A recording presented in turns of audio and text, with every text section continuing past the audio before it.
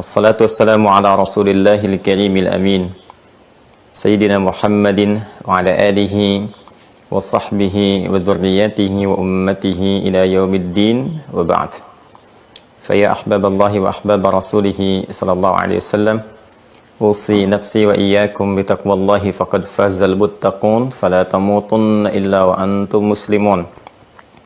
Faqala ta'ala ya ayyuhalladzina amanu taqullaha haqqa tuqatih wala tamutunna illa wa antum muslimun.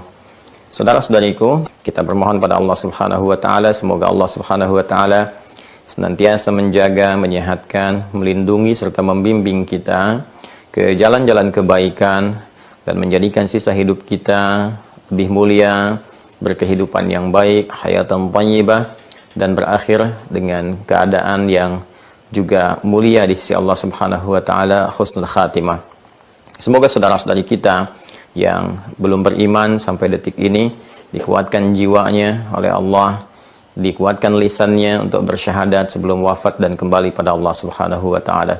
Semoga para pelaku maksiat dan mungkin juga kita termasuk di dalamnya diberikan sentuhan dalam jiwanya agar mau bertobat dan mengisi sisa hidup lebih baik dibandingkan dengan hari-hari sebelumnya yang telah dilalui.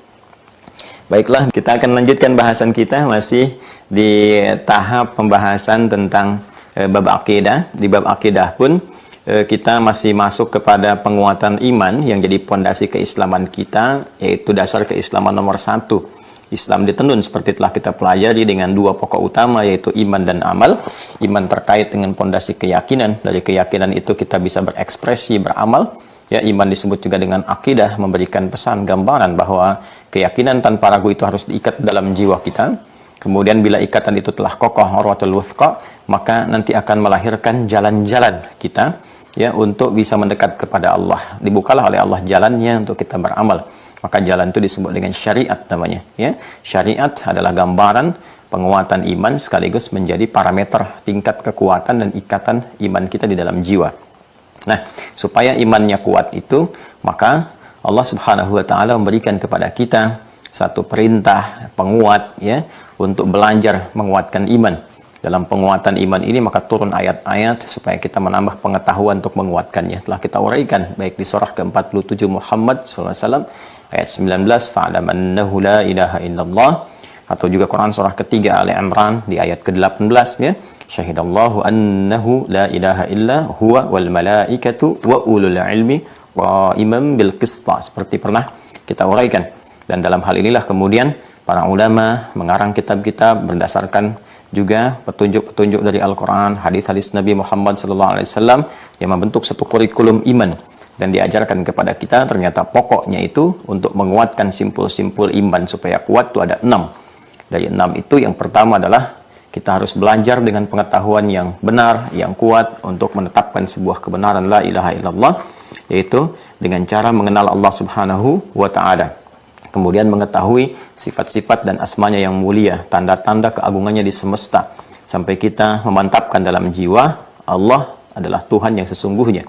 Ya, kemudian kita juga bisa menjawab jika itu kemudian disoal ya oleh orang-orang di sekitaran, kenapa kamu memilih Allah sebagai Tuhan, apa dalilnya, apa logikanya, ya rasionya apa, rasionalitasnya, sampai dengan kita juga bisa memantapkan jiwa untuk berinteraksi dengan keagungan Allah Subhanahu wa taala melalui nama-namanya yang mulia, memanggil di saat kita membutuhkan, kemudian dalam menyembahnya apa yang harus kita lakukan. Dan di pertemuan yang terakhir kita sudah sampai kepada pembahasan tentang nama-nama Allah yang mulia, cara berinteraksi dengannya sehingga menghadirkan keagungan-keagungan sifatnya. Nah, di pertemuan kali ini kita akan mencoba belajar tentang klasifikasi al-asma al-husna. Ini pelajaran langka ya. Pelajaran langka karena umumnya pembelajaran al-asma al-husna itu langsung kepada namanya apa nih. Ya, misal ada 99 nama yang dibentangkan kepada kita. Lalu disebutkan ya Allah Rahman Rahim Al-Malik Al-Quddus terus tuh kan sampai ke terakhirnya. Lalu maknanya, ya umumnya sampai di sini gitu. Maknanya apa? Ya, kemudian tambahannya bagaimana kita bermohon. Nah itu udah agak tinggi ya bahasannya ketika sudah sampai kepada bagaimana kita menyebut nama Allah lewat Al-Asmaul Husna, mintanya seperti apa. Itu sudah mulai agak spesifik, agak detail. Nah lebih mendalam lagi ulama berdasarkan hadis-hadis Nabi Sallallahu Alaihi Wasallam yang menerangkan kepada kita tentang al-asmaul husna, itu memberikan klasifikasi, mengelompokkan. Oh, ini Nabi memasukkan nama ini di kelompok ini di kelompok ini di kelompok ini. Penggunaannya begini, begini, begini. Nah, dari situ para ulama menyusun kitab, ya, bahkan kemudian spesifik di pembahasan bab akidah terkait dengan klasifikasi ini, sehingga langsung memberikan petunjuk kepada kita. Oh, kalau lagi begini, ini yang digunakan nih. Kalau lagi sulit luar biasa, nama ini yang dipanggil nih. Dalilnya ini, hadisnya ini, kejadiannya begini gitu, ya. Jadi kita lebih kuat tuh mengakar pemahaman kita. Ya, kalau sudah mengakar itu kan kemudian tumbuh dengan kuat, kokoh, buahnya juga ranum gitu, ya. Jadi ketika kita punya pemahaman mengakar, kemudian ibadah kita pun, doa kita pun tuh mantap dipanjatkan sehingga menjulang tinggi ke arsy dan menghasilkan buah-buah yang ranum untuk kita petik, ya, jawaban dari doa. Itu gambaran kiasannya. Ya, langsung saja di kitab ini, ya, masih di kitab Al-Aqaidah Al-Islamiyah, ya teman-teman sekalian, ya, Al-Aqaidah Al-Islamiyah. Kita kan ada beberapa kitab, ya, yang kita kaji. Ini saya masih di kitab ini. Ini masih dasar pokok, ya, pemahaman. Nanti kalau sudah masuk kepada tingkat dialektika, nanti kita ganti kitab, ya. Kemudian untuk yang terusannya masa-masa kontemporer, untuk memahamkan secara mendasar, nanti kita tunjukkan lagi. Oh, ini ternyata nanti sampai kita bisa mengatakan, oh, ini dulu saya pakai ini nih, gitu kan. Ternyata yang saya pelajari itu ternyata kitabnya Al-Iqtisad fil I'tiqadnya Imam Al-Ghazali itu ternyata, gitu kan. Atau ini loh ternyata ini akidah Tahawiyah gitu. Oh, yang ini ternyata akidahnya ini. Oh, ternyata ini kitabnya ini. Nah, itu nanti kita tunjukkan insyaallah, ya. Dan beberapa kitab jadi kurikulum di kampus-kampus ternama di dunia. Ya, seperti di Al-Azhar Syarif misalnya, ya, ada yang di Jamiah Islamiyah Madinah Munawwarah, ya, ada yang di Ummul Qura, ya. Dan saya bisa konfirmasi karena murid-murid kami juga ada yang belajar di sana. Jadi saya coba minta nanti dicek, dikumpulkan. Nah, ini belajarnya apa nih ininya, buku referensinya ini apa, ini apa. Jadi kita juga bisa mengetahui sejalan nanti, ya. Nanti kalau sudah sampai ke bab dialektika. Kalau yang ini semua akan sepakat karena ini dasar sekali yang disampaikan oleh Rasulullah SAW di periode awal beliau diutus sebagai Rasul menyampaikan risalah, terutama fase Mekah itu yang mencapai 13 tahun. Ya, kemudian diwariskan kurikulum ini kepada para sahabat, demikian sampai ke kita. Jadi di sini nanti tidak akan ada perdebatan-perdebatan, yang ada kemantapan iman. Ya, tidak akan ada perbedaan-perbedaan pendapat karena belum masuk persoalan-persoalan yang kompleks, terutama terjemahan-terjemahan tentang filsafat dari Yunani dan sebagainya yang memicu nanti masa keemasan Islam dengan pengetahuan itu untuk banyak berdiskusi, banyak menerjemahkan, dengan banyak membahas persoalan-persoalan. Jadi ada kompleksitas. Kalau ini masih murni sekali, maka ini yang kita butuhkan ini. Dan ini pondasi yang kuat. Jadi kalau ini pondasinya kuat, semua dialektika itu bisa kita jawab. Bahkan yang sekarang itu, ya, sekarang sebetulnya nggak lebih hebat dibandingkan dulu, cuma mengulang dan casingnya terlalu rapuh gitu. Jadi kalau bangun logika juga nggak kuat, ya, statement yang dibangun juga walaupun kelihatan menarik oleh awam seperti yang benar, tapi kalau kita berpikir dengan tajam, gunakan lub kita, zamannya albab, ya, lub itu mencerna sesuatu langsung ke titik pusatnya, jadi kita mengerti, mau dikemas dengan apapun kita tahu arahnya pasti ke situ. Kan ada orang yang kalau diajarkan oleh guru itu baru disebutkan satu kalimat dia mengerti arahnya kemana, gitu kan. Nah, itu lub namanya, ya. Zamannya albab, maka disebut dengan ulul albab. Wa ma yadzakkaru illa ulul albab. Itu di Ali Imran itu, ya. Ya, di ayat 190 itu. Inna fi khalqis samawati wal ardi wa ikhtilafil laili wan nahari la ayatil liulil albab. Dia akan jadi tanda bagi orang-orang yang berpikir dengan tajam, dengan kedalaman, ya, nalarnya, kedalaman pikirannya. Jadi kalau saya sering ilustrasikan itu, ada kelapa, buah kelapa, itu akan ada kulit luarnya itu kan, yang hijau atau yang kuning dia. Kemudian setelah itu ada batok kelapanya, serabut dulu batok kelapanya, dagingnya gitu kan. Air di dalamnya itu ada daging yang halus sekali itu, yang halus sekali. Itu lub namanya. Ya, di seringkali para ulama mengilustrasikan cara orang untuk memandang berpikir itu ada yang, ini masih luarnya nih, masih kulit luar. Ya, ini masih serabutnya nih, ya. Nah, ini berpikirnya masih batok dalamnya nih. Ya, ini ada mulai masuk dagingnya nih. Makanya sekarang banyak daging semua gitu ya. Ya kan, kalau di YouTube sering suka lihat nih isinya daging semua gitu ya. Tapi daging semua itu belum kelubnya sebetulnya. Kalau udah kelubnya kita cerna dengan baik sekali. Dan kita nanti kalau sudah ini mantap di jiwa kita, kita bisa menilai orang itu berargumentasi menggunakan otak kanan yang divisualisasikan, otak kiri dengan analisis, atau nggak pakai otak gitu. Ya, jadi menjawabnya juga enak. Jadi kalau orang pakai otak kanan kita visualisasikan, kalau pakai otak kiri kita analisis, jawab pakai logika, enak. Kalau yang nggak pakai otak kita senyumin aja. Sebab dijawab pakai otak kanan juga nggak masuk karena nggak dia gunakan.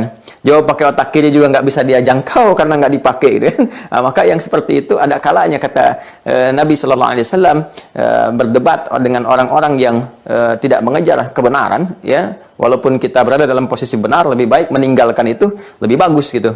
Ya, maka Al-Imam Asy-Syafi'i sering mengatakan, "Ma jadaltu 'aliman illa ghalabtuhu wa ma jadaltu jahilan illa ghalabani." Ya, aku kalau berdebat dengan orang-orang pintar, berdiskusi maksudnya yang sehat, itu seringkali aku unggul gitu.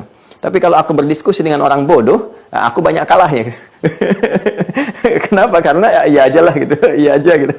Nah, ini sekarang kita dihadapkan pada situasi-situasi demikian. Ada orang yang seperti hebat cara berpikirnya, padahal itu nggak berpikir sebetulnya. Ya, otak kirinya nggak dipakai, otak kanannya juga nggak dipakai. Jadi genuine, masih bersih otaknya itu. Nah, jadi kita harus tajam ya, punya pondasi yang kuat untuk menjawab itu. Nah, sekarang kita kembali ke bahasan kita, teman-teman sekalian. Ya, nanti saya singgung ya.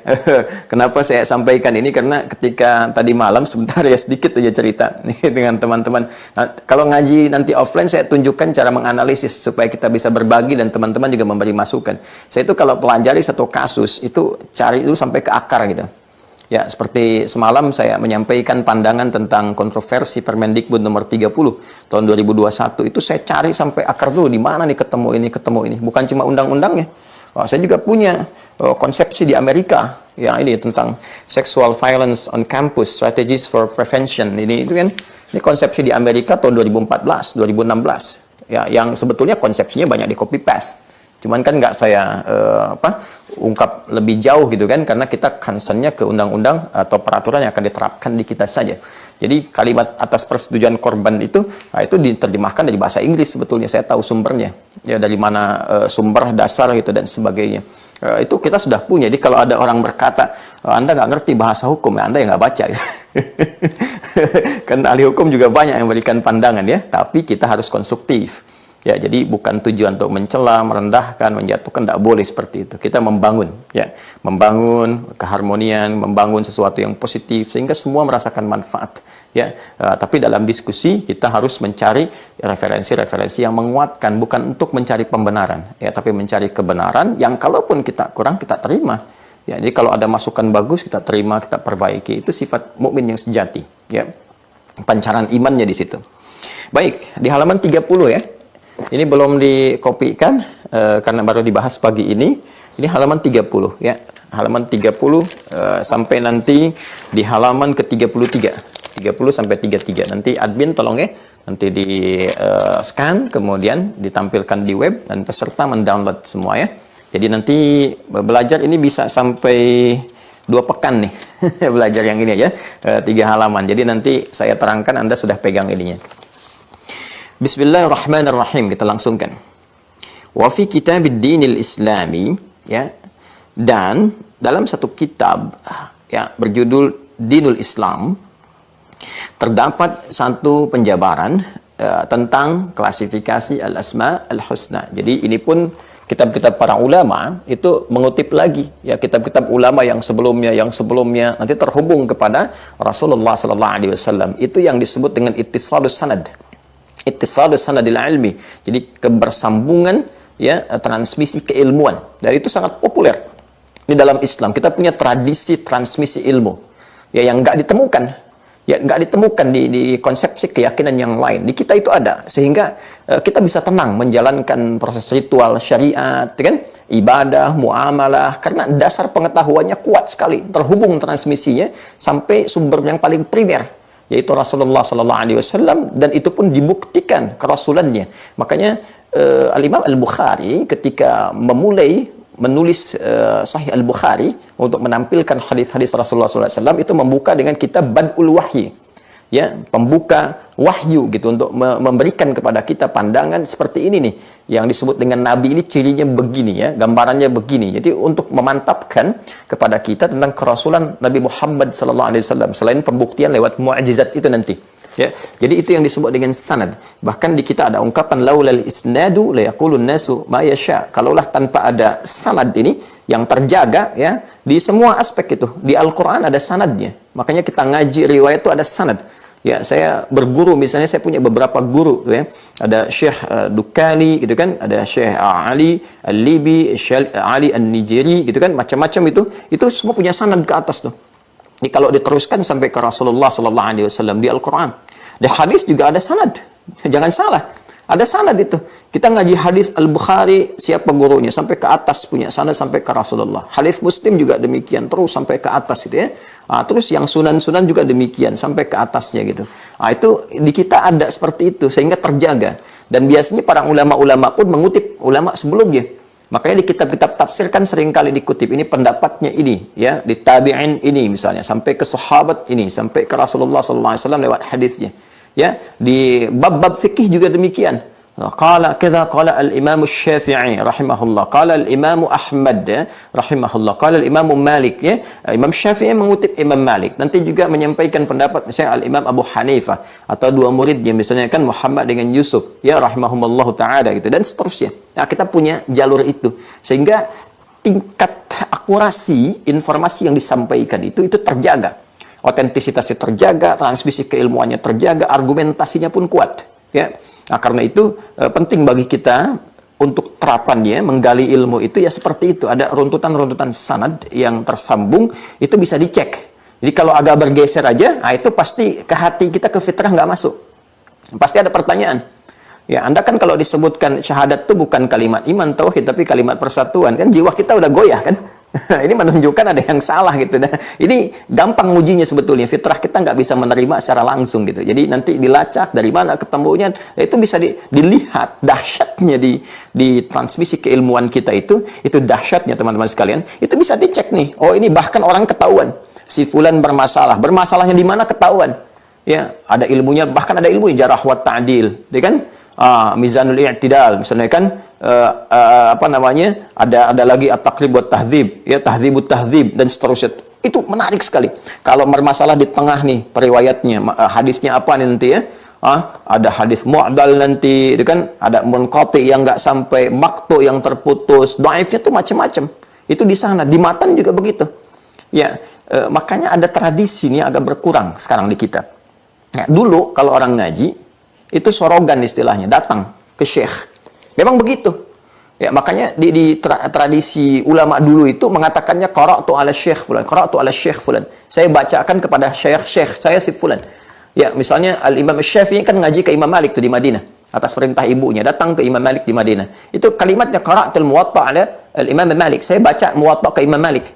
Nanti imam syekhnya mendengar ya, meluruskan, mengoreksi atau menetapkan, mengijazahi. Baru dari situ ditetapkan, saya ijazahkan kepadamu ini. Dibaca di hadapan syekh, sehingga dijelaskan mana yang ketahuan, mana yang harus dikoreksi, mana yang harus dipahami. Nah, itu metodenya di kita, itu di pesantren dikenal dengan sorogan. Ya, sekarang kan terbalik kan? Ya, syekhnya yang bacakan kan? Kepada santrinya gitu.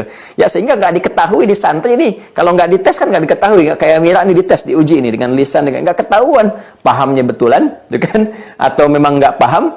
Ya, atau memang syekhnya menerangkan santrinya bisa sambil minum teh, minum kopi sambil rebahan gitu. Nah, ini nggak ketahuan gitu. Nah, ini yang tradisi nanti yang kalau offline kita bangkitkan lagi. Nanti ini saya bagikan kan Bapak Ibu pakai, nanti satu kali saya suruh baca itu. Sehingga saya tahu yang dibaca benar nggak, gitu kan? Nah, dan yang dibacakan tuh salah nggak bacaannya, benar nggak pemahamannya. Nah, itu yang kita akan coba hidupkan dengan konsepsi yang lebih modern, ya. Jadi teruskan transmisi keilmuannya. Wa fi kitabid dinil islami, dan tercantum keterangan ulama seperti dalam kitab Dinul Islam, wa asma'ullahil husna al-waridah fil Qur'an hiya. Ya, adapun nama-nama Allah Subhanahu wa taala yang mulia itu yang ditampilkan kepada kita untuk memanggilnya, berinteraksi dengan Allah sesuai dengan kebutuhan kita, dan dari situ kita mendapatkan pahala. Ya, demikian cara menerjemahkan al-asma'ul husna. Ya, bukan hanya nama-nama terbaik ya. Kalau menerjemahkan al-asma'ul husna dengan nama-nama terbaik, sah, boleh, tapi itu bukan santri Mira. Kan? Karena sudah saya bedah gitu kan. Ya, asma itu apa, kemudian husna itu apa, sudah saya terangkan. Ya, al-asma jamak dari kata ism.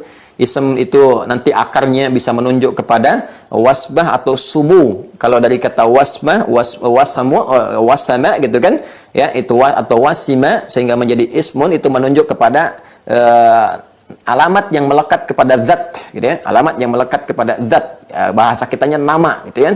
Nama. Jadi kenapa bisa juga diartikan dengan tanda, ya tanda yang melekat pada sesuatu, sehingga dengan tanda itu dia dinamai, ya. Nanti tanda itu kan ada alamat, ya, ada wasmah, ada kemudian ayat. Itu beda-beda makna, ya. Kalau alamat lebih menunjuk kepada tujuan atau tempat, jadi itu sudah diserap ke dalam bahasa Indonesia. Ya, kalau Anda bertanya di mana alamat Ustadz Adi Hidayat, dengan Anda tahu alamat itu, lebih cepat Anda sampai ke tujuan, ya kan? Nah, kemudian ada ayat. Kalau ayat itu tanda yang mendekatkan kita langsung kepada Allah Subhanahu wa taala. Ya, karena itu isi Al-Qur'an disebut ayat, ya. Al-Fatihah 7 ayat, Al-Baqarah 286 ayat, Ali Imran 200 ayat, gitu kan? Nah, kenapa isi Al-Qur'an disebut dengan ayat? Karena setiap kali kita berinteraksi, keadaan kita lebih dekat dengan Allah Subhanahu wa taala. Ya, kenapa mukjizatnya para rasul disebut dengan ayat? Karena ketika ditampakkan, keadaan kita lebih dekat dengan Allah, lebih ingat dengan Allah. Ya, itu yang dimaksud dengan Quran surah ke-8 Al-Anfal di ayat kedua. Ya. Innamal mu'minuna alladzina idza dzukirallahu wajilat qulubuhum wa idza tuliyat 'alaihim ayatuhu zadathum imana wa 'ala rabbihim yatawakkalun. Sungguh insan beriman yang sejati itu cirinya jika disebutkan nama Allah ada getaran dalam jiwanya. Dan jika dibacakan kepada mereka ayat-ayat Allah, ayat-ayat, ya, bertambah keimanannya dan menjadi hubungannya lebih dekat dengan Allah Subhanahu wa taala. Kan? Wa idza tuliyat 'alaihim ayatuhu zadathum imana wa 'ala rabbihim yatawakkalun. Itu ayat. Tapi kalau wasmah, ya, wasmah itu tanda yang memberikan satu pembeda antara satu entitas atau zat dengan yang lainnya. Ya, jadi kalau kita ingin bedakan satu dengan yang lain, nah itu diberikan tanda misalnya. Contoh kalau kita mau korban itu suka dikasih tanda itu. Ya, tanda. Ada yang disebut dengan wasmah, ini tandanya nih, ini sapi saya, ini sapinya si fulan, kasih tanda untuk menunjukkan bahwa ini yang punya kita, ini yang lain. Ya, kalau kita ingin berikan kepada penamaan menjadi nama zat untuk membedakan satu entitas yang satu dengan yang lain, maka berubah namanya menjadi ismun. Makanya ismun dalam bahasa Arab itu diartikan nama, dalam bahasa Indonesia name, ya, dalam bahasa Inggris name, nama, ya. Jadi kan orang Arab tanya, "Mas muka, siapa namamu?" Kenapa nama disebut dengan ism? Karena dengan nama itu kita bisa bedakan si fulan dengan si fulan, ya. Bagaimana membedakan Ustadz Adi Hidayat dengan Agim misalnya, kan, dengan Ustadz Abdus Somad, dengan yang lainnya. Selain bisa kelihatan lewat parasnya, juga dengan namanya. Ya, jadi kalau ada orang kita mau panggil, kita belum kenal nih, yang mana karena belum pernah lihat. Apakah ini Agim, Ustadz Adi, Ustadz Abdus Somad misalnya, atau Ustadz Das'ad Latif atau yang lainnya. Ya, ada satu kumpul-kumpul kita mau ketemu nih, kan Anda panggil namanya. Ya, Ustadz Adi Hidayat, kan? Nggak mungkin kan yang melirik Agim. Pasti yang melirik yang punya nama. Sama kalau kita panggil anak kita, ada 3 misalnya, kan? Ahmad, Al-Hasan, dan Husain misalnya, kan? Kita akan panggil Husain sini, yang datang kan pasti Husain. Itu ismun namanya. Ya kan? Maka Allah pun memiliki nama, ya, nama yang bahkan ditanyakan oleh orang-orang kafir pada saat itu, orang-orang Quraisy, siapa nama Tuhanmu Muhammad sallallahu alaihi wasallam yang engkau sering sebutkan dengan nama sifatnya Rabb, Rabb, Rabb, Rabb. Kami pun punya Rabb, namanya Lata, Uzza, Manat, Hubal. Maka turunkan surah Al-Ikhlas, Qul, katakan huwa, jadi kan nama Allah itu, ya, huwa namanya, Rabbnya yang sesungguhnya itu Allah. Maka itu nama pembeda, ya. Makanya kalau ditanya Tuhannya umat Islam itu siapa? Ya Allah. Ya, kalau ada pertanyaan Allahnya umat Islam itu siapa, itu salah pertanyaan. Dan dia di lisannya sudah fitrah keluar itu. Ya, awas hati-hati tuh. Suka ada yang bertanya Allahnya umat Islam itu siapa, gitu kan? Itu pertanyaan yang aneh itu. Ya sudah tahu Allah itu memang Tuhannya orang Islam. Ya, Tuhan yang lain tuh nggak ada nama Allah, karena Allah itu melekat pada nama Tuhan orang Islam. Jadi kalau ada yang menyatakan Tuhan dia juga Allah, itu berita baik itu. Artinya fitrahnya mengakui bahwa Tuhannya Allah yang hak. Ya, temukan semua di kitab-kitab yang aslinya, semua kitab-kitab suci dimanapun, kan? Maka ada nggak nama Tuhan yang spesifik menyebutkan Allah? Kalau ada spesifik di kitab aslinya, ya kadang-kadang yang menarikkan gini, ya ada beberapa yang kita temukan, ya kalau di satu tempat Tuhannya bisa beda namanya gitu. Ya, di Inggris jadi ini, kemudian bahkan di Indonesia juga ke Padang jadi ini, ya, di Sunda jadi ini gitu, kemudian ke Bali jadi ini dan seterusnya. Ya, sekarang dicari, sungguhnya namanya apa gitu kan? Nama Tuhannya yang spesifik itu apa? Nah, kita pernah disoal oleh orang-orang Quraisy pada masa Nabi Shallallahu Alaihi Wasallam. Kata mereka, nama Tuhan kami itu ada Lata, ada Uzza, ada Manat, ada Hubal. Nama Tuhan kamu siapa? Kul, katakan Muhammad SAW, huwa, yang disebut Rabb itu Allah. Nah, itu sudah ismu dzat. Ismu dzat, Allah. Ya, jadi nggak bisa di-copy paste kemana-mana itu. Sudah jelas, sudah terang, sudah pembeda. Ya, yang membedakan nama Tuhan kita di Islam dengan yang lainnya, Tuhan kita namanya siapa? Allah. Jadi kalau ada yang bertanya kepada Anda, siapa Allahnya orang Islam? Alhamdulillah, barusan Anda sebutkan itu ya. Allah itu sudah pasti Tuhannya orang Islam. Jadi pertanyaan Anda salah gitu kan. Siapa Tuhannya orang Islam? Nah, itu Allah. Jadi kalau Anda tanya siapa Allahnya orang Islam, itu sudah Anda sebutkan. Jadi Anda bertanya, Anda jawab sendiri. Ya.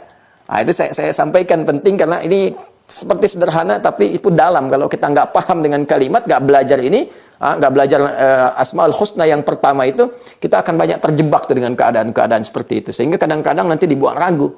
Padahal tanpa sadar bahwa pertanyaan itu berisi jawaban juga. Ya. Nah itu ismun. Yang kedua, ismun itu juga itu bisa berarti sumuwun. Ya, bukan sumuhun, sumuwun. Bukan sumuhun ya, kalau sumuhun iya gitu. Ya, sumuwun. Jadi al-ism. Al-ism ini bisa menjadi juga tanda. Jadi wasmun atau wasmatun, tanda. Ya. Bisa juga nanti berasal dari kata sumuwun. Yang berarti tinggi, agung.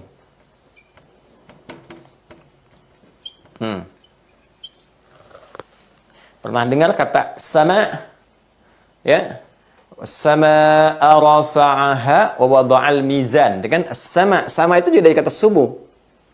Sumu. Kenapa sama disebut sama? Langit disebut sama karena tinggi. Ya. Tinggi di atas kita, saking tingginya kan. Nggak bisa kita jangkau secara langsung. Pakai alat pun kita nggak tahu tembusnya yang mana. Langit yang mana yang kita tembus, saking tingginya. Nah, itu akarnya dari sini, dari sumuwun. Ya. Kenapa nama disebut dengan ism, ya kan? Salah satu maknanya adalah dengan nama itulah seseorang ditinggikan. Dengan nama itulah seseorang dihormati. Karena itu dalam Islam, Nabi SAW memberikan petunjuk kepada kita. Berikan kepada anakmu nama-nama yang terbaik. Yang dengan nama itu terjaga. Yang dengan nama itu terdorong untuk tercapainya cita-cita. Yang dengan nama itu kemudian terrealisasikan doa yang melekat pada nama. Makanya kalau berikan nama, itu jangan sembarangan. Jangan berikan nama yang berpotensi merendahkan anak kita. Jadi bahan tertawaan, jadi bahan candaan, atau bernuansa sebuah kejelekan. Ya? Jadi cari nama-nama yang bagus untuk mengangkat derajatnya di sisi Allah Subhanahu wa Ta'ala. Kan? Abdurrahman, Abdullah, kan? Jangan cuma di dunia, hidup kita tuh akan ke akhirat. Ya, itu nama itu akan jadi tinggi di dunia itu, terapresiasi dengan baik, itu kan nanti melekat pada perilaku. Makanya dididik supaya bisa memuliakan makna nama yang melekat pada diri kita. Didik dengan baik, sehingga bangga dengan tampilan nama itu. Kan? Jangan kita masuk pada stereotip atau propaganda orang-orang di sekitaran yang seakan-akan menjadi kecil. Kalau Islami namanya menjadi jelek, tidak. Tunjukkan perilaku kita untuk membanggakan justru dengan nama Islam inilah saya berperilaku baik. Saya Abdullah, dengan itu saya jujur, kan? Dengan itu kemudian saya bisa adil, saya meningkat etos kerjanya. Ketika ditanya, Anda rajin sekali ya bekerja. Ya karena saya Abdullah. Saya ingin membuktikan kepada Allah bahwa amanat pekerjaan ini saya tunaikan dengan baik. Dan itu bangga ketika di akhirat dipanggil. Ya Abdullah, wahai hamba Allah. Masya Allah, dipanggil oleh Rabbul Izzah. Dan diakui sebagai hamba. Ya Abdurrahman. Ya Muhammad Abdurrahman. Senang kita di hadapan Rasulullah. Ya. Begitu menghadap Rasulullah SAW berjumpa, namanya Masya Allah, ya Allah, indah sekali. Kita katakan, ya Rasulullah, saking saya mencintaimu ya Rasulullah, ibu saya menamai saya dengan namamu Muhammad, kan? Dan saya jaga makna nama itu dengan kemuliaan, dengan kehormatan. Saya tidak simpangkan pandangan saya jaga lisan saya jaga kaki saya. Ya semuanya ya Rasulullah demi menjaga keagungan nama yang melekat pada dirimu. Kita bangga kembali pada Rasulullah dengan nama yang dibawa, kan? Ya, apapun nama yang melekat pada diri kita, buktikan kebaikannya sehingga tampil agung, tampil baik, tinggi. Ya, apalagi jika nama ini sudah melekat kepada yang maha tinggi, yang maha agung, itu sudah tanpa batas, sudah menemukan satu. Ini zat pembedanya, tanda pembeda yang membedakan satu dengan yang lainnya. Karena itu Allah mengatakan, kul katakan, huwa, dia Rabb yang memberikan perhatian, ya, kemudian juga memberikan kebutuhan segala kemudian yang kita harapkan dalam kebaikan-kebaikan itu Allah. pembeda dengan nama-nama lain, nggak bisa disatukan dengan yang lain. Karena kalau kita lacak di referensi yang lain pun, ya yang keyakinan di luar Islam, nggak akan kita temukan nama ini. Akan kita temukan. Ya, karena memang ini mutlak ini mengacu kepada Tuhan yang dipertuhankan yang hak oleh orang Islam yang telah masuk ke dalam dinul Islam. Jelas nih ya. Ya, kalau kita lacak dengan qa'iman bil qist, ilmu yang benar kita akan temukan. Ya, kalau kita cari asal nama Allah ke sini, ujung-ujungnya akan kembali ke sini yang hak. Ya, karena nanti ada ilahun itu masih umum. Ya, tapi kalau sudah disifati dengan sifat-sifat nanti husna, ya, kemudian ulya, itu akan kembali baru ke sini. Seperti wahid misalkan, wa ilahukum ilahu wahid, kalau sudah pakai itu ya maknanya ke sini lagi. Nanti kita akan turunkan. Nah, jadi ini wasfun yang kedua menunjukkan keagungan, ketinggian. Makanya nanti dalam klasifikasi kalau kita sudah selesai masuk ke hadis, ini nanti akan disebutkan min asma'illahil a'zam, ya, dari nama yang tertinggi, yang paling dahsyat, yang mencakup segalanya. Karena ini yang paling agung, maka mencakup semua sifat-sifat yang lain, nama-nama yang lain dicakup oleh satu ini. Makanya kalau kita sedang tidak mengetahui nama apa yang saya panggil untuk kebutuhan saya nih. Kan saya pernah ajarkan kan, kalau misalnya sedang butuh rezeki, panggil ya Allah ya Razzaq, gitu kan. Kemudian kalau butuh tambahan pengetahuan ya Alim, gitu kan. Butuh perlindungan ya Jabbar, dan seterusnya. Ini saya nggak tahu nih, saya mau panggil apa ya keperluan saya nih. Kata Allah, nggak usah ragu, panggil yang tertingginya. Qul id'u Allah. Ya, Quran surah 17 ayat 110. Ya. Qul id'u Allah. Ya, sebut nama Allah. Karena kalau disebut itu mencakup semuanya tuh. Dan kita mohonkan kepada Allah segala kebaikan. Ya awin ar-Rahman ayyamma tad'a falahul asma'ul husna. Ini. Jama' dari kata ism itu asma namanya.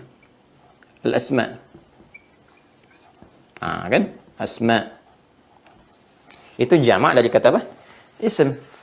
Jadi kalau disebutkan al-asma'ul husna, berarti Allah menampilkan nanti ya aneka ragam nama, kan? Yang dari nama-nama itu seperti saya terangkan sebelumnya akan mencakup semua kebutuhan-kebutuhan hamba saat dimohonkan kepadanya. Walillahil asma'ul husna, kan? Kemudian fad'uhu biha, silahkan panggil sesuai dengan nama-nama yang Allah telah terangkan kepada kita, yang dengan nama itu jadi pembeda nih. Pembeda yang mengabulkan aspek kebutuhan kita sesuai dengan apa yang kita mohonkan. Jadi Ar-Razzaq itu dengan Al-Alim ada beda di dalamnya.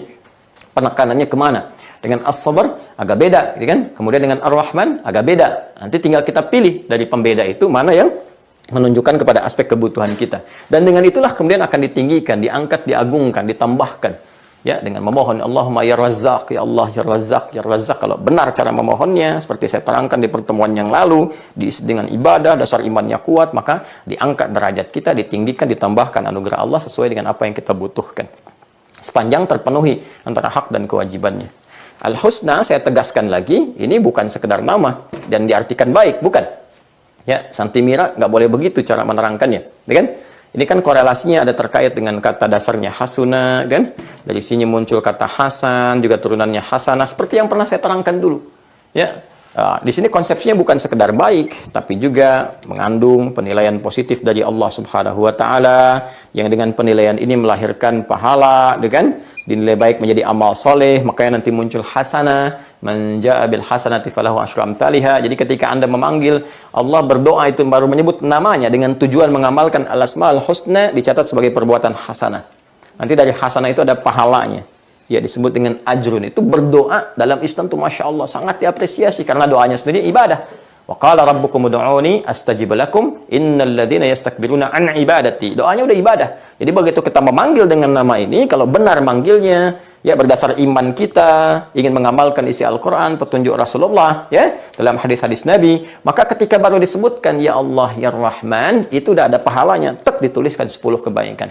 Ya. Man jaa bil hasanati falahu asyru amsalihha. Karena itu nanti ada sifat husna, bukan hanya menyebutkan sifat baik kepada nama, tapi juga mengandung unsur ibadahnya. Ya? Baik. Mudah-mudahan bisa dipahami ya. Jadi kalau ada al-asma al-husna, jangan sekedar diterjemahkan dengan nama-nama yang terbaik, tapi nama-nama terbaik sesuai dengan kebutuhan hamba, ya, dan juga melimpahkan pahala.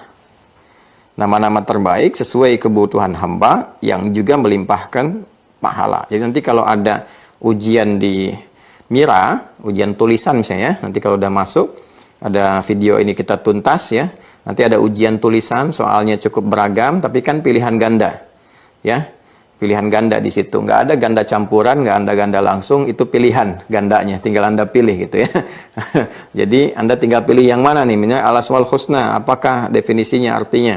Nama-nama Allah yang baik, nama-nama Allah yang terbaik. Nama-nama Allah yang terbaik sesuai kebutuhan hamba, yang juga melimpahkan pahala. Itu pilihannya yang itu. Ya, nanti cara menerangkannya seperti ini kalau sedang ujian lisan. Apa dalilnya, apa maknanya, apa tinjauannya, dan seterusnya. Sehingga nanti kuat ya. Baik.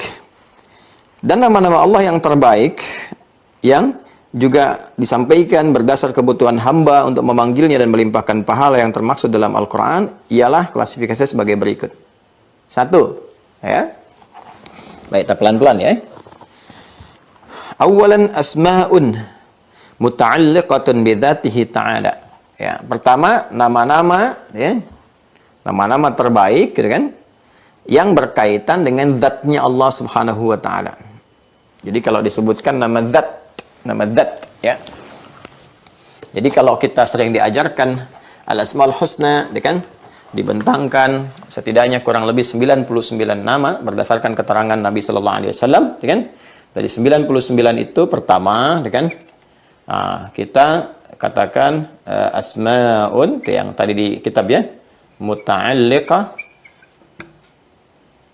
ya, muta'alliqah bi dzatihi ta'ala ya. Kita ini kan dalam kurung nama zat ya, nama yang terkait dengan zat Allah Subhanahu wa taala. Ya, kalau sudah terkait dengan nama zat, ini artinya menunjuk kepada keesaan Allah, ya kan? Keesaan Allah.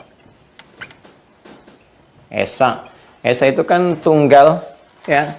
Tunggal yang sifatnya tidak bercabang, tidak berketurunan. Kalau esa itu kan sudah tunggal. Kalau tunggal itu kan satu, tidak ada dua, tidak ada tiga, dan sebagainya. Itu kan? Secara kata ya. Karena itu kita pahami ketika ketuhanan yang Maha Esa di sila 1 Pancasila, ketuhanan yang Maha, apalagi pakai Maha kan? Ketuhanan yang Maha Esa artinya Maha Tunggal. Kalau sudah pakai Maha kan sudah penegas, ya. Kalau sudah pakai Maha kan penegas. Kalau sudah Maha Tunggal ya tunggal. Kalau disifati dengan lebih daripada tunggal, jadi aneh katanya, jadi kontradiktif. Ya. Ya, kita katakan ketuhanan yang Maha Esa. Kalau Maha itu kan menunjuk kepada segalanya. Maha tahu, ya kan? Artinya sangat tahu terhadap sesuatu, ya kan? Ya, kemudian Maha Agung, sangat agung, yang nggak mungkin kehilangan sifat keagungannya. Dengan mengurangi sedikit maka berkurang sifat keagungannya, maka itu bertentangan dengan kata Maha. Ya, jadi kalau sudah ada Maha artinya nggak boleh keluar dari lingkaran itu. Ya, nah, sama kayak saya terangkan tadi malam, kalau sudah korban berarti objek kekerasan. Kalau memberikan persetujuan berarti bukan korban lagi gitu ya. Makanya jangan ada satu frase yang bertentangan satu dengan yang lainnya atau kata yang bertentangan. Nah, ini kalau sudah pakai Maha artinya mencakup di aspek yang akan disebutkan itu, nggak keluar dari situ. Ya, Maha mengetahui ya, sangat mengetahui, nggak bisa keluar dari unsur pengetahuan itu, dibatasi di situ. Nah, sekarang Maha Esa artinya meliputi semua keesaan, nggak bisa keluar dari sifat Esa. Ya, makanya saya katakan alhamdulillah ya. Jadi dasar-dasar kenegaraan itu udah sesuai dengan nilai-nilai keislaman. Jadi ketuhanan yang Maha Esa. Apa tafsir terbaiknya? Allahu Ahad. Qul huwallahu ahad. Katakanlah ialah Allah Tuhan yang Maha Esa. Ini kan jelas ya. Ahad itu kan Maha Esa artinya. Ya, jadi kalau sudah kemudian kita katakan ini nama-nama yang terkait dengan zat yang Maha Esa untuk menetapkan keesaannya. Ya, untuk mengetahui bahwa ini Allah tuh Maha Esa, Maha Tunggal, tidak beranak, tidak diperanakkan, tidak bersekutu, ya, tidak memiliki partner, ya kan? Maka Allah tegaskan sifat-sifat yang melekat kepada nama Allah ini menunjukkan keesaannya. Jadi kalau sudah disebutkan Allah, ya udah, yang pertama dia punya sifat Esa, jadi nggak mungkin Allah mendua, mentiga, mengempat, melima, ya, berketurunan dan sebagainya, karena dia punya sifat ini. Sifat Esa. Dan Allah terangkan, ini loh sifat-sifatnya, disebutkan dengan nama-namanya. Dan itu nanti ada feedbacknya kepada kita. Kalau kita bermohon dengan nama yang pertama ini, apa dampaknya ke kita? Kita akan bahas. Ya, dengan kaitan-kaitan hadisnya juga. Nah, jadi ini nama yang pertama, klasifikasi yang pertama, yaitu nama yang terkait dengan keesaan Allah, yang menetapkan keesaan Allah Subhanahu wa taala. Jadi kalau ada yang bertanya kepada Anda, siapa nama Allah Anda? Nah, itu sudah menyebut nama Allah itu sudah mengandung unsur Esa. Ya, itulah yang Anda sebutkan tadi namanya, Allah, gitu kan? Baik. Yuk kita lihat apa di antaranya. Satu, al-wahid. Al-wahid. Ya. Kemudian kedua, al-ahad. Al-wahid, al-ahad. Ini nama-nama yang menunjuk kepada keesaannya. Ya. Al-wahid. Nah. Kemudian al-ahad. Ya, sudah tahu ya bedanya ya. Kalau sudah disebutkan wahid, sudah disebutkan ahad, ini dua-duanya ya awas, hati-hati. Jangan salah memahami. Ya, ini sering terjemahkan dengan satu, ini juga satu. Apa bedanya? Nah, kalau wahid ini ya, ini adalah nama yang mensifati kalimat sebelumnya sehingga menjadi bentuknya esa. Ya. Misal kalau kita ingin katakan misalnya menggunakan nama Tuhan masih umum nih, ilah, ya kan? Ilah itu masih umum. Masih luas maknanya, ya. Ilah itu masih umum, ilahun. Yang mana nih? Ilah yang mana gitu kan? Ilah yang mana? Ya kan? Jama' ilah itu alihah. Kalau politeisme itu alihah, tuhan-tuhan banyak. Kalau kita tunggalkan di situ ilahun, ya kan? Ilah ini masih umum. Ya. Ilah kamu siapa? Kalau itu kasih kita pahami, umum itu namanya. Ya, kalau kita ingin jadikan khusus bagi umat Islam, Allah, qul huwa Allah, Tuhan saya Allah. Ya, kalau kita ingin dapatkan Allah itu kan punya sifat satu itu kan tunggal. Kalau kita ingin sifati ilah ini menjadi Allah bentuk yang satu, menunjuk pada sifatnya yang satu, maka tambahkan wahid setelah kata ilah ini. Ilahu wahid. Maka ini berarti nanti Tuhannya dibatasi, disifati oleh sifat wahid sehingga menjadi terbatas sifatnya. Ya, ilahu wahid, Tuhan yang satunya, nggak ada yang lainnya. Jadi kalau kata wahid ini berjumpa dengan kalimat sebelumnya, maka dibatasi makna menjadi esa ke sini. Ya, makanya nanti ini sifat yang melekat kepada zat, ya. Nama yang melekat kepada zat artinya menyifati zat ini sehingga dengan itu ya dipahami bahwa maknanya terbatas kepada yang esa. Ya, kita temukan di Al-Qur'an misalnya Quran surah kedua Al-Baqarah di ayat 163. Ya, wa ilahukum ilahu wahid. Kalau ada yang bertanya kepadamu dengan redaksi yang umum, siapa nama Tuhanmu gitu kan? Siapa nama ilahmu? Bukan mengatakan siapa nama Allahmu, ya kan? Kalau ada yang mengatakan siapa nama Allahmu, itu baru dijawab namanya, ya kan? Tapi kalau ada yang mengatakan siapa nama ilahmu misalnya kan, ya, tidak menggunakan kalimat Allah, kita katakan ilah saya ilahu wahid, namanya Allah. Jelas ya? Wa ilahukum ilahu wahid la ilaha illahu warrahmanur rahim. Jelas ya? Satu nih. Nah, kalau kita ingin katakan ya bentuknya tidak menggunakan kata ilah. Sudah satu saja, esa tunggal. Nah, itu ahad namanya. Ahad. Ya, ahad, esa tunggal, ahad. Nah, maka kalau dikatakan misalnya Allah itu esa, Allah itu tunggal. Sudah, kan kita ingin katakan demikian. Kita tidak menyifati kata umum, kata ilah, tapi kita ingin mengatakan Allahnya esa, Allah tunggal, gitu kan? Maka kita katakan Allah ahad. Ahad. Ketika kita katakan ingin mengambil dari surah Al-Ikhlas ketika Allah turunkan kepada Rasulullah untuk menjawab pertanyaan, siapa nama Tuhanmu itu Muhammad, apa sifatnya, bagaimana gambarannya, apakah seperti yang kami, ya, Lata, Uzza, Manat, Hubal dan sebagainya, maka dijawab turun wahyu, turun ayat mengatakan kul huwallah, katakan dialah Allah. Apa sifat pertamanya? Ahad. Kul huwallahu ahad. Ya, makanya Bilal itu kan ketika dicambuk setelah beliau beriman, ya, padahal dalam iman itu tidak ada unsur paksaan, tidak ada unsur pemberontakan, penghinaan, mencoba untuk menjatuhkan, tidak. Hanya mengatakan satu keimanan, keyakinan yang tidak mereduksi nilai apapun dalam kehidupan dunia, ya, bagi tuannya pada saat itu. Dan kita pun sekarang ketika beriman, masalahnya apa gitu? Ini kan menjadi hak asasi yang kemudian dilindungi, bahkan kita perjuangkan, ya. Dan tidak ada apapun dari situ. Apakah dengan beriman menjatuhkan status kedudukan orang lain? Kan tidak. Ya, kayak Fir'aun kan ketika disoal itu bukan karena kedudukannya, tapi ketika menyimpang dari kedudukan itu sehingga menghasilkan teror, maka turunlah kemudian bimbingan agama untuk mengembalikan kepada nilai-nilai kemuliaan. Ya, kan jelas itu di Quran surah ke-20 Toha itu ayat 43 sampai 44 ketika Nabi Musa dan Nabi Harun yang alaihi wassalam diutus oleh Allah kepada Fir'aun, ya kan, untuk menyampaikan risalah dakwah sehingga terasa nilai-nilai humanismenya, nilai kemanusiaan, kebaikannya, gitu kan. Maka dikatakan idhaba ila fir'auna innahu tagha. Ya, pergilah kalian berdua Musa dan Harun kepada Fir'aun.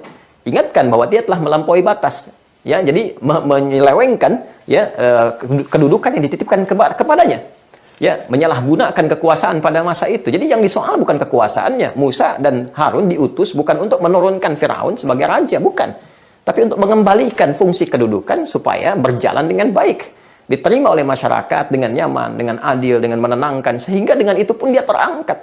Diapresiasi di dunia, dihormati saat kembali kepada Allah, gitu kan? Oleh makhluk-makhluk dan dimuliakan oleh Allah Subhanahu wa taala sebagai Khalik. Itulah indahnya. Ya, faqula lahu qawlan layyina la'allahu yatadhakkaru aw yakhsha. Maka katakan kepadanya dengan lemah lembut. Ya, boleh jadi dengan kelembutan itu dia mengerti dan paham bahwa ada yang keliru sehingga dia kembali kepada ketentuan Allah, ya, kemudian mengamalkan nilai-nilai kebaikan secara universal berdasarkan bimbingan-bimbingan kebaikan dari turunnya wahyu. Itu nilainya. Ya, ini ahad nih, tunggal, ya. Jadi kalau disebutkan sudah ahad, ini sudah tunggal, ya. Satu gitu. Jelas ya? Teman-teman sekalian. Jadi kalau wahid ini menyifati kalimat sebelumnya, tapi semua menunjuk kepada makna keesaan. Ya, zatnya Allah Subhanahu wa taala. Jadi ini yang terkait dengan keesaan satu, ya. Nanti ada juga yang terkait dengan zatnya Allah yang menghadirkan kebenaran mutlak. Nah, jadi kalau yang pertama ini asmaul muta'alliqatan bi dzatihi ta'ala, nama-nama ya, yang agung, yang tinggi, yang terkait dengan zatnya Allah Subhanahu wa taala. Nama zat satu menunjuk pada keesaan ini. Ada yang menunjuk kepada kebenaran mutlak. Jadi semua yang bersumber dari yang esa itu pasti benar mutlak. Ya, kan kebenaran itu ada dua sifatnya. Ada yang benar relatif sesuai dengan kemaslahatan parsial. Saya sedikit share ya di ilmu mantik nanti di logika. Ya, kita mengambil satu premis ya di silogisme nanti, pernyataan-pernyataan. Nanti ada kebenaran yang sifatnya relatif. Ya, berdasarkan maslahat parsial. Maslahat parsial itu kebaikan yang sifatnya tidak komprehensif, nggak luas, nggak mencakup keseluruhan. Jadi bagi si A itu bisa baik, bagi si B belum tentu. Bagi si A itu nyaman, bagi si C belum tentu. Dia punya pilihan yang lain. Itu relatif nanti. Ya, kebenarannya. Misal, bagi saya warna yang baik itu putih. Bagi saya.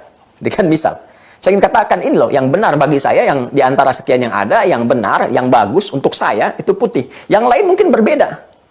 Ya, ada yang memilih biru, ada yang memilih pink misalnya, ada yang memilih orange dan sebagainya.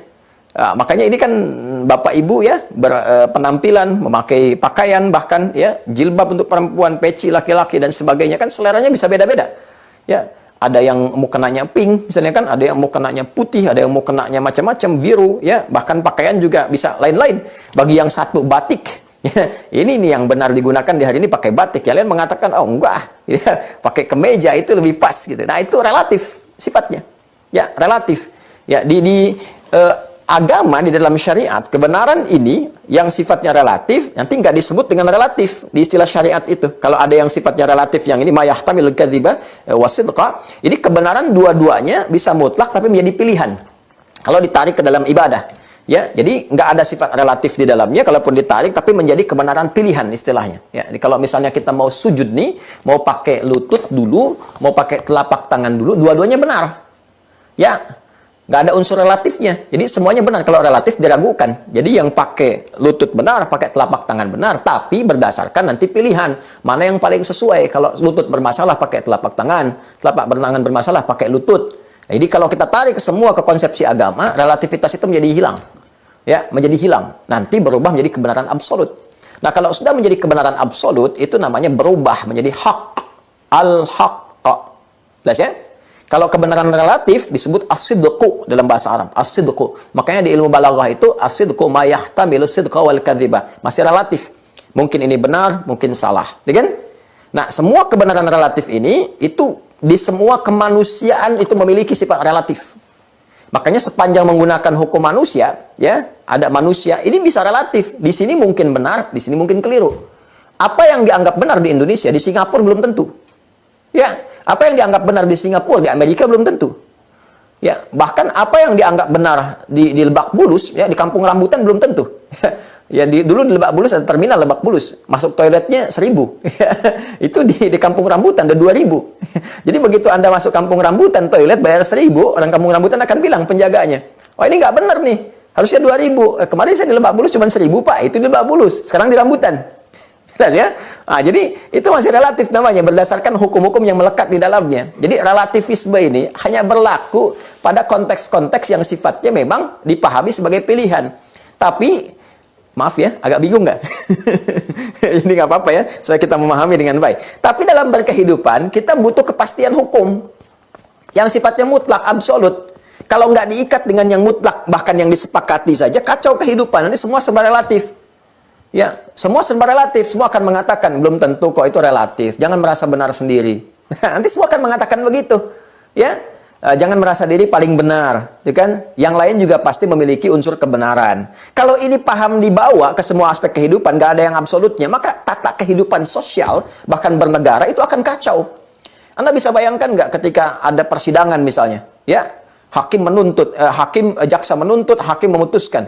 Ya, begitu jaksa menuntut, saya menuntut terdakwa dengan tuntutan 6 tahun penjara karena begini, begini, begini.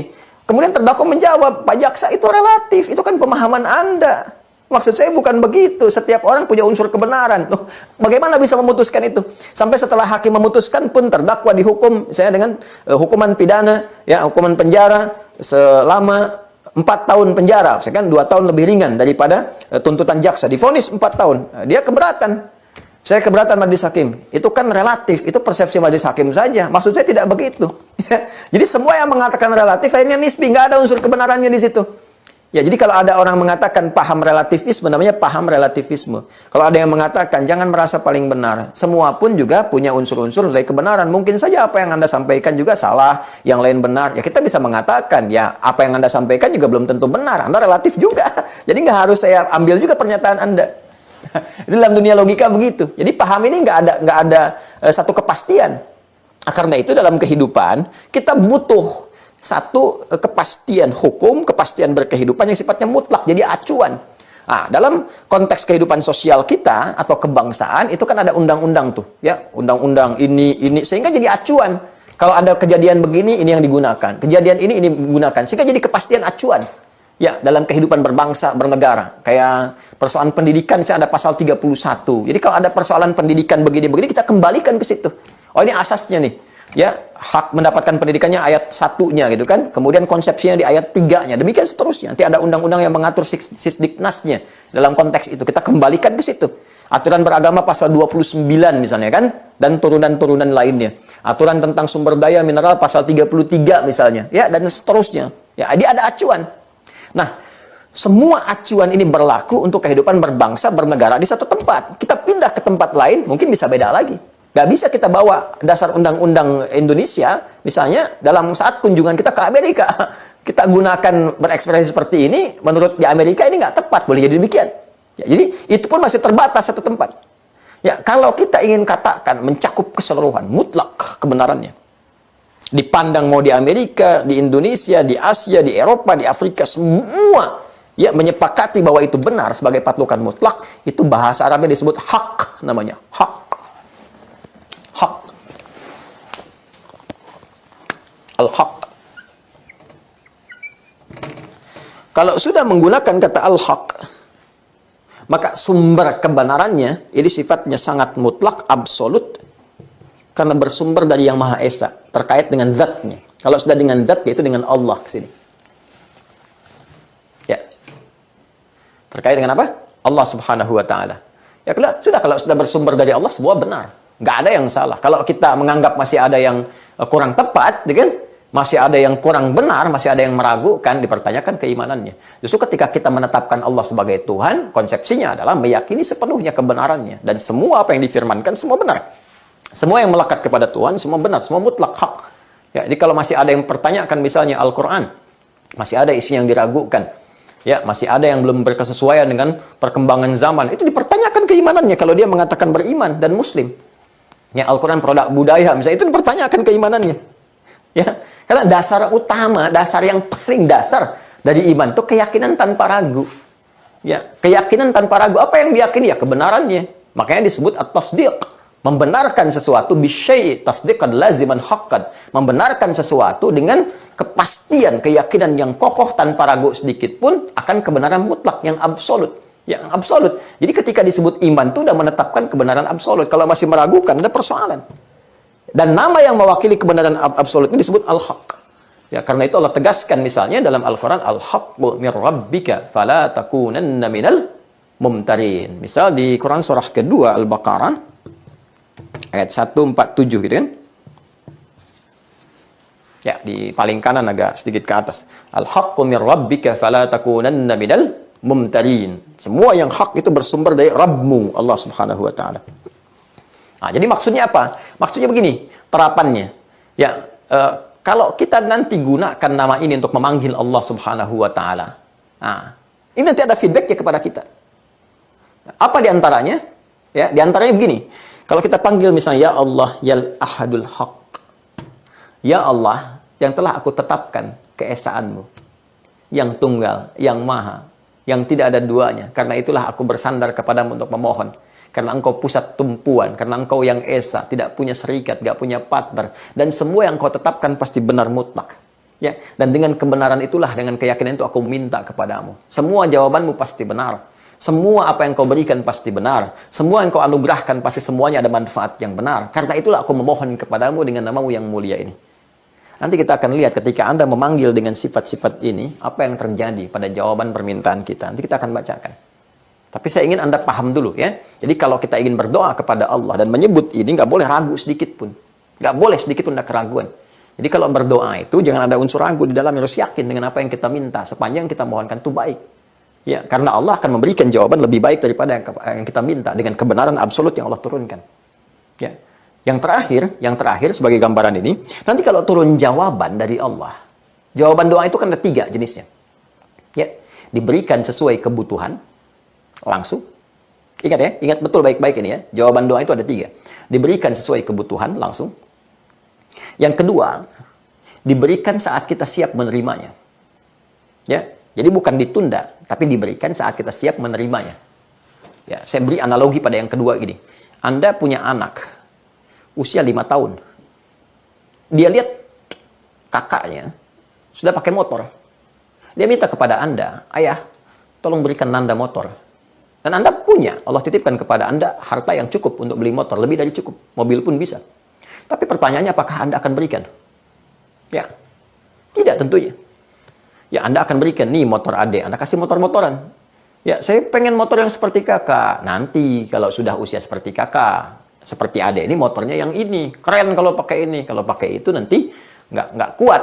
Ya, bahaya buat adik. Nah, itu kalau Allah memberikan satu kita jawaban, teman-teman sekalian, yang sifatnya diberikan kepada kita, mungkin nggak terasa bahwa apa yang kita terima dari doa kita itu, jawabannya mungkin, ya ada yang 2 tahun kemudian, 3 tahun kemudian, 10 tahun kemudian, tapi ternyata itu jawaban dari doa kita yang lalu.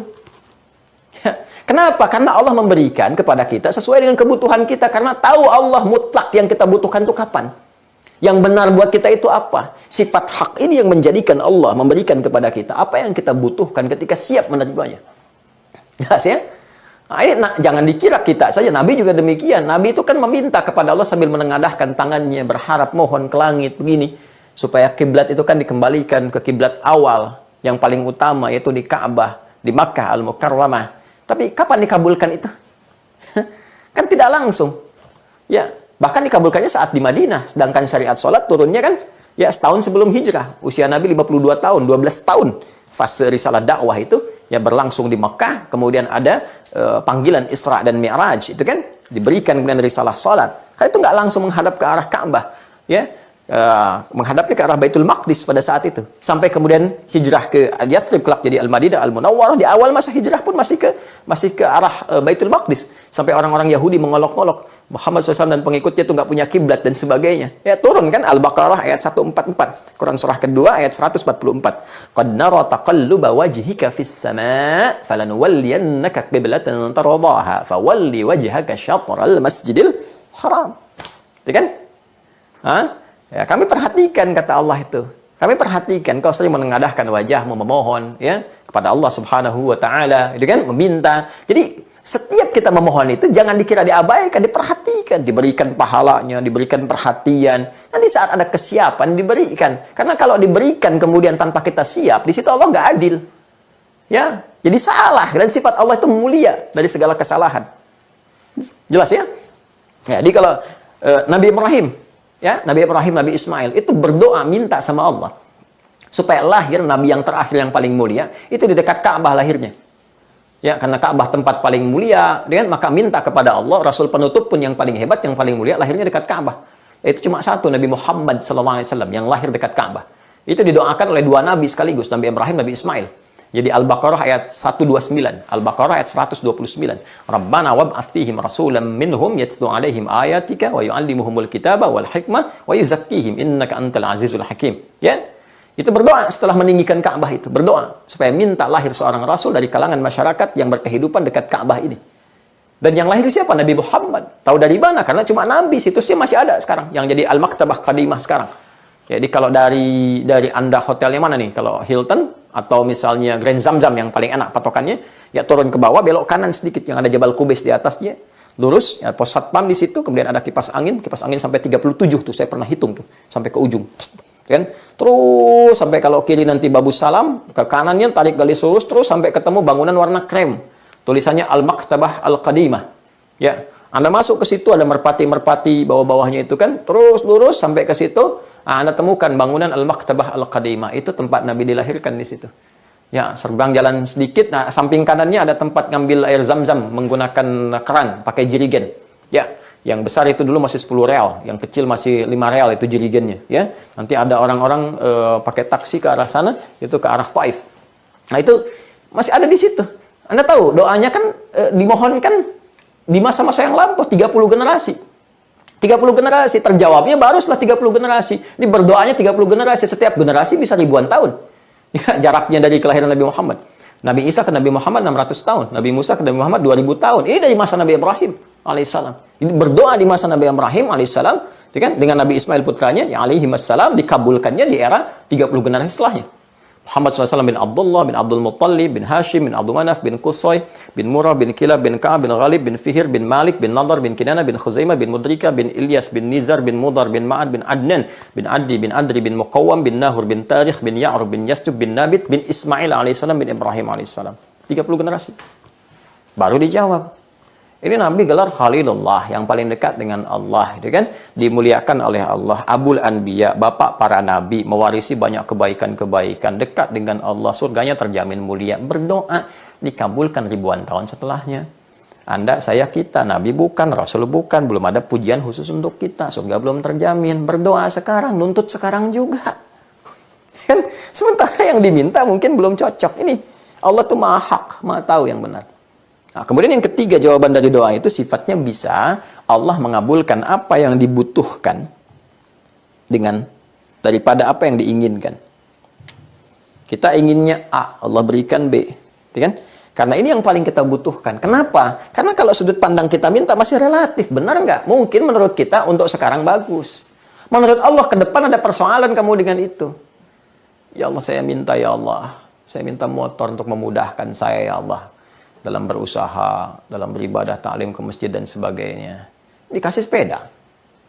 Kasihnya apa? Sepeda. Kan? Ya Allah, saya kan mintanya motor. Kok sepeda? Sepeda dulu. Nanti kalau lancar, tambah motor. Jadi sepeda motor.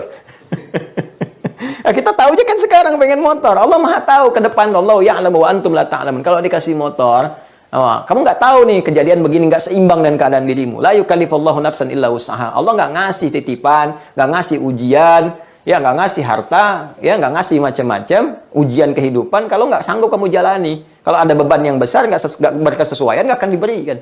Ini bahaya nih ke depan nih. Sekarang kamu begini, mungkin nanti akan muncul ria, biasanya cuma jalan sedikit, tiba-tiba keliling komplek, ngajak-ngajak, ayo kita ke masjid, padahal dulu nggak begitu. Pim, muncul rasa bangga yang belum terkelola dengan baik, ya. Kebut-kebutan mungkin yang nggak tahu, mungkin kamu yang nggak gunakan, anak kamu yang pakai, terjadi sesuatu. Ini kasih dulu ini sebagai tahapan. Ini banyak hal lah terjadi. Dan kadang-kadang menariknya apa yang kita minta sekarang, ternyata 5 tahun itu kejadian misalnya, ternyata itu doa kita yang dulu. Karena Allah tahu kapan mutlak itu diberikan dengan sifatnya yang hak. Dan semua yang bersumber dari Allah, bukan hanya doa, semuanya hak.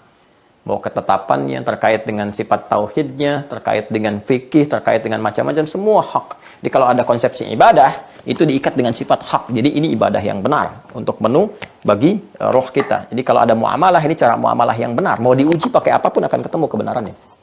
Ya, saya agak cepat ya, supaya kita berhenti di titik yang kita ingin bahas dengan hadisnya. Kemudian Al-Quddus, ya, Al-Quddus, kemudian As-Samad, kemudian Al-Ghani, kemudian Al-Awwal, Al-Akhir, Al-Qayyum. Jadi ini ada 1, 2, 3, 4, 5, 6, 7, 8, 9. Saya ulang ya.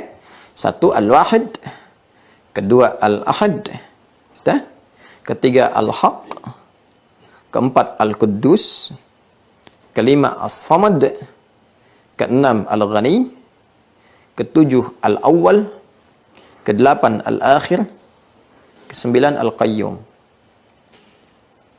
Jelas? Jelas ya? Baik. Saya sebutkan 9 dulu ini. Ya, saya kan baru terangkan 3 kan? Nanti yang selanjutnya kita akan coba uraikan di pertemuan berikut. Ya, Al-Quddus itu maknanya apa? As-Samad maknanya apa? Al-Ghani apa? Jadi ini terkait dengan zatnya Allah, tapi ada yang spesifik kalau disebutkan ini misalnya karena ini permohonan membawa langsung zat. Jadi kalau Anda mengatakan ya Allah ya Al-Ahad, ya Allah ya Samad, ya Allah ya Al-Ghani, bukan sekedar kita ingin menghadirkan kita minta harta, tapi permohonan kita itu disajikan, ditampilkan, dimohonkan kepada Allah juga dengan membawa keagungan Allah, keagungan zatnya. Kita minta, ya, bukan sekedar kita minta dengan kebutuhan dunia, tapi permintaan kita menghadirkan keagungan zatnya. Ya, saya ilustrasikan begini, laisa kamitslihi syai', ya, nggak ada yang sama dengan penyerupaan ini bila diarahkan kepada Allah. Saya ingin menggambarkan, memvisualisasikan sehingga mudah dipahami dalam logika kita. Anda kalau misalnya minta kepada satu pimpinan, saya kan, dengan minta aja, pimpinan namanya Pak Ahmad misalnya, Pak, saya ingin mengajukan satu permohonan Pak, anak saya sakit misalnya, saya butuh ada biaya untuk operasi mendesak, nilainya 100 juta misalnya. Anda hanya katakan dengan Pak saja. Berbeda dengan yang kedua, Anda katakan gini, Pak, terima kasih saya diberikan kesempatan untuk menghadap. Mohon izin Pak, Masya Allah dengan segala yang melekat pada Bapak Direktur, Bapak pimpinan yang luar biasa, Bapak juga jadi teladan untuk kami dalam bersikap dan sebagainya. Jadi mohon izin Pak, saya ingin mengambil manfaat dari sifat-sifat itu. Kalau diperkenankan, ini saya ada sedikit kesulitan. Anda sampaikan, ini ada anak kecelakaan Pak. Ya, saya katakan pada istri saya, jadi nggak ada pimpinan yang terbaik yang saya sekarang bekerja kepada beliau kecuali Bapak. Nggak ada direktur yang sangat perhatian kecuali Bapak, gitu kan. Nggak ada teladan yang saya ini ikuti kecuali Bapak. Saya ikuti Bapak terus. Sekarang anak saya kecelakaan Pak, gitu kan. Butuh biaya operasi, ada tindakan yang segera. Berapa biayanya? Langsung begitu tuh. Langsung begitu tuh. Ya. Nggak banyak Pak, 100 juta. Gampang itu. Udah. Nih, ya mungkin nanti ada biaya yang lain juga. Siapkan 200, panggil langsung bendaharanya. Siapin ya. Nih. Beda kan caranya? Lain kan? Nah, sekarang kita ini mohonkan kepada Allah yang maha segalanya. Kita bawa keagungan zatnya semua tuh. Apa yang terjadi? Nah, saya bacakan dulu ya. Yang terjadi begini nih. Nanti ada namanya Ismullahil A'zam. Nama Allah yang tertinggi. Ini sekaligus menjadi penutup kajian kita. Ini rahasianya. Feedbacknya apa kalau kita berdoa pakai nama yang ini? Kalau kita satukan. Apa yang terjadi? Nah, maka nanti ini ditafsir lagi nih. Ya, klasifikasi ini dijelaskan oleh hadis. Semua nama ini itu disebut dengan Ismullahil A'zam. Nama Allah yang tertinggi. Ya. Jadi nama-nama yang tadi disebutkan itu yang 9 itu kalau kita padukan itu yang terkait dengan zat. Ya, itu disebut dengan Ismullahil A'zam. Al-A'zam. Ada nama masjid di Tangerang, Masjid Al-A'zam. Ya. Ismullahil A'zam, nama Allah yang tertinggi. Sekarang saya bacakan riwayat hadis ya. Wa kama anna lillahi hadhil asma, dan sebagaimana setelah Anda ketahui bahwa Allah Subhanahu wa taala memiliki nama-nama yang terbaik sesuai dengan klasifikasi. Jadi klasifikasi yang akan kita bahas itu ada 8 poin. 99 itu dibagi 8. Nanti kita lanjutkan sampai selesai insyaallah ya. Jadi ini kan saya baru bahas yang pertama. Klasifikasi ini baru yang pertama, ya, nama zat, terkait dengan nama zat ada 9 nama. Berarti kan ada 90 lagi kan yang belum kan? Nanti ini dibagi 8, ini baru 1, ada 8 lagi. Nah, setelah menguraikan yang 8 ini, nanti dikelompokkan lagi jadi 4 kelompok. 4 klasifikasi, berdasarkan hadisnya, dimasukkan. Nah, yang menarik begini, jadi 8 nanti penjabaran, wa kama anna lillahi hadhil asma, sebagaimana Anda ketahui bahwa Allah Subhanahu wa taala memiliki nama-nama terbaik ini dari 8 klasifikasi, baru 1 yang kita uraikan. Falahu ismul a'zam. Maka bagi Allah dari 8 ini nanti ada yang paling tinggi, yang paling dahsyat. Ya. idza du'iya bihi ajaba wa idza su'ila bihi a'ta. Yang kalau Anda memohon dengan nama yang tertinggi ini, itu langsung dijawab. Dan kalau Anda minta langsung diberikan. Ini dahsyatnya. Jadi kalau kita gunakan nama-nama ini dengan cara yang benar, ini rahasia ya, rahasia. Ini antara kita saja nih. ini terbuka. Jadi ini kalau kita pakai ini yang nyampaikan Nabi nanti nih, hadisnya. Ya, kita lihat nanti. Ini kalau kita berdoa benar, tahu fikihnya, paham kita ungkapkan, itu nggak ada jeda, seharusnya langsung dijawab. Kecuali ada penghalang yang menjadikan jawaban itu nggak langsung kita terima, ada penghalang.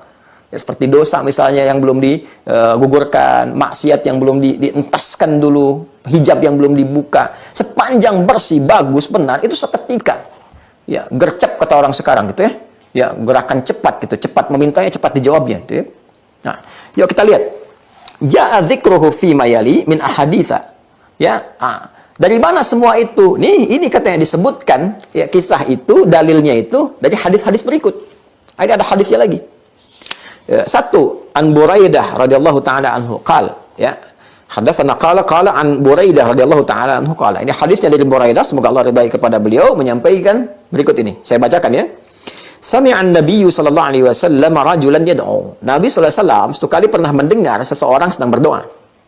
Wa huwa yaqul, dia berkata dalam doanya, perhatikan ini hadisnya. Allahumma inni as'aluka bi anni ushhidu annaka antallah la ilaha illa anta al-ahadus samad. Lihat. Ya kan? Diminta kepada Allah, ya, saya terjemahkan langsung.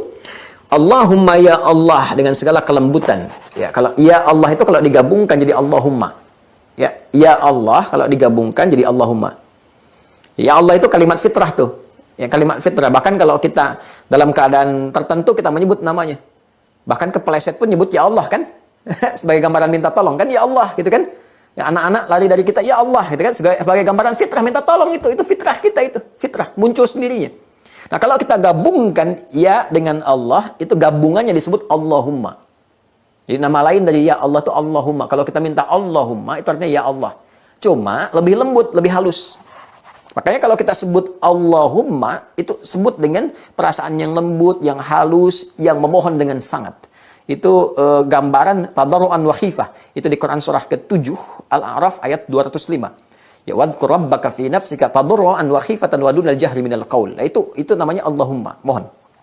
Jika jangan sampai Allahumma itu nggak sama dengan maknanya. Kalau Allahumma itu yang lembut, yang halus, kan? Ya, makanya kita mulai dulu dengan pendahuluan astagfirullah, kemudian Allahumma antas salam wa minkas salam tabarakta ya dzal jalali wal ikram, itu kan? Kalau kita ingin tambahkan dengan permohonan secara doa secara langsung, diikutkan pada kalimat tadi, Allahumma antas salam wa minkas salam, kan, wa ilaika ya'udus salam fahina rabbana bis salam wa adkhilnal jannata daras salam tabarakta ya dzal jalali wal ikram. Itu gabungan tuh antara zikir pembuka dengan doa yang dimasukkan di dalamnya. Ya. Tapi pembukanya apa? Allahumma. Jelas ya? Dan Allahumma inni as'aluka, ya Allah dengan segala kelembutan ya Allah, aku bermohon kepadamu. Ya, tapi sebelum bermohon, bi anni ushhidu annaka antallahu la ilaha illa anta al-ahadus samad. Ya Allah, aku bermohon kepadamu ya Allah. Dan aku bersaksi. Sebelum memohon nih, aku bersaksi bahwa hanya Engkau Allah, yang tiada ilah selain Engkau. Kan? Enggak ada Tuhan yang tempat bernaung, ya, tempat bermohon, ya, tempat untuk mengadu kecuali Engkau Al-Ahad, yang esa, ahad, sifat zat. As-samad, tempat untuk mencurahkan segala hal. Kan? Alladzi lam yalid wa lam yulad wa lam yakul lahu kufuwan ahad. Aku tetapkan segala keesaanmu ya Allah. Ya? Dan puncak surat keesaan itu kan di surat Al-Ikhlas kan, yang menepikan, menggelincirkan, menghilangkan segalanya, seperti yang pernah saya terangkan di awal. Aku tetapkan Engkau yang esa, Engkau tidak berketurunan, tidak melahirkan, tidak dilahirkan, enggak punya serikat, Engkau tempat untuk bernaung, disebutkan nih sifat zatnya Al-Ahadus Samad. Apa yang terjadi? Maka oleh Nabi maka Rasulullah SAW kemudian langsung merespon itu dengan berkomentar. Ya, ini luar biasa dan ada unsur senang di sini. Ya, like, komen, gitu kan? Kemudian di-share kepada kita oleh penulis kitab ini, gitu kan? Nabi like itu, mengkomen, ya, kemudian di-share kepada kita oleh para sahabat sampai ke kita sekarang ini. Ya, kita belajar. Apa komen Nabi saat itu? Nabi bersabda, "Walladzi nafsi biyadihi." Demi jiwaku yang digenggam oleh Allah. Itu sampai Nabi mengomentari itu sampai bersumpah dulu tuh. Untuk menunjukkan bahwa kuatnya apa yang disampaikan Nabi ini. Jadi kalau Rasulullah sudah menyampaikan dengan kalimat walladzi nafsi biyadi, demi jiwaku yang digenggam oleh Allah, itu nggak main-main kalimatnya. Ya. Walladzi nafsi biyadi laqad sa'ala Allah bismihil a'zam alladzi idza du'iya bihi ajaba wa idza su'ila bihi a'ta. Allahu akbar. Ya, kata Nabi, demi Allah yang jiwaku digenggamnya. Orang ini dijelaskan kepada sahabat yang lain. Orang ini tadi itu dia. Dia baru saja meminta kepada Allah dengan menyebutkan nama tertingginya. Yang kalau disebutkan itu dengan benar, maka apa yang dia minta akan diberikan, apa yang dia doakan akan dijawab seketika. Hadisnya riwayat Abu Daud. Ya, juga diriwayatkan oleh Imam At-Tirmidzi, Imam Nasai, Ibnu Majah. Ya, rawahu Abu Dawud wa At-Tirmidzi wa An-Nasa'i wa Ibnu Majah wa qala Al-Bunziri qala Syekhuna Abdul Hasan Al-Maqdisi wa isnadun la mat'ana fihi wa la alam annahu ruya fi hadha hadits ajwad minhu. Ya, ini nggak ada celak di hadis ini. Artinya sempurna. Hadisnya sahih, hadisnya baik, dan ini riwayat yang terbaik yang menyampaikan tentang dalil Ismullahil A'zam, nama Allah yang tertinggi. Nah, jadi feedbacknya, apa yang kita dapatkan ketika kita memohon Al-Asmaul Husna dengan nama yang tertinggi ini, seketika dijawab. Seketika. Ya, seketika. Nggak ada jeda tuh. Begitu dimohonkan, dikabulkan. Kalau apa yang kita mohonkan sesuai dengan kebutuhan kita dan cara kita meminta benar. Nah, ini orang belum tentu tahu ini. Ya, kalau kita nggak pelajari. Nah, ini kita manfaat, kita belajar sampai kita mengetahui dengan benar itu. Nah, ini supaya kita bisa praktekkan. Ini ada 4 hadis teman-teman sekalian untuk menunjuk Ismullahil A'zam ini, yang tertinggi ini. Ya. Contoh misalnya yang kedua lagi, wa an Anas bin Malik radhiyallahu anhu qala dakhala an-nabiy sallallahu alaihi wasallam al-masjida wa rajulun qad shalla wa huwa yad'u wa yaqulu fi du'a'ihi Allahumma la ilaha illallah antal mannan badi'us samawati wal ard dzul jalali wal ikram. Ya. Faqala an-nabiy sallallahu alaihi wasallam atadruna bima da'a Allah bismil a'zam alladzi idza du'iya bihi ajaba wa idza su'ila bihi a'ta. Ini Masya Allah. Ini hadis-hadisnya luas sekali teman-teman sekalian. Ini ada 4 nih, 4. Saya dulu kalau ujian bab akidah itu soalnya 3. Nggak banyak, nggak berpuluh-puluh, berbelas-belas, cuma 3 aja. Cuma sebelum kita menjawab, kita harus menulis dulu Asmaullahil Husna dengan maknanya, dengan klasifikasinya, dengan hadisnya ini, yang 4 ini. Baru boleh menjawab 3 itu. Walaupun yang 3 cuma singkat. 1 halaman begini tuh, yang 3 udah kejawab. Tapi jawab yang ini itu 10 halaman sendiri. Yang kalau sudah saya jawab itu tangan yang ini, yang jari yang telunjuk ini pasti bengkak nih. Ya, kadang-kadang nggak ada beda sama jempol ini.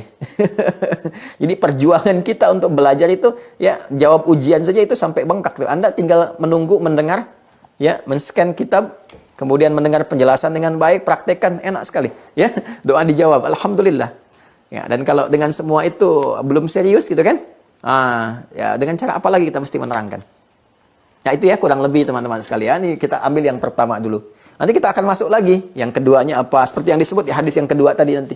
Ya, selain yang ini nanti, selain zat, ada yang terkait juga dengan aspek yang lainnya. Sehingga disebutkan tadi ada Mannan, Badi'us Samawati wal Ardhul Jalali wal Ikram. Ya kan?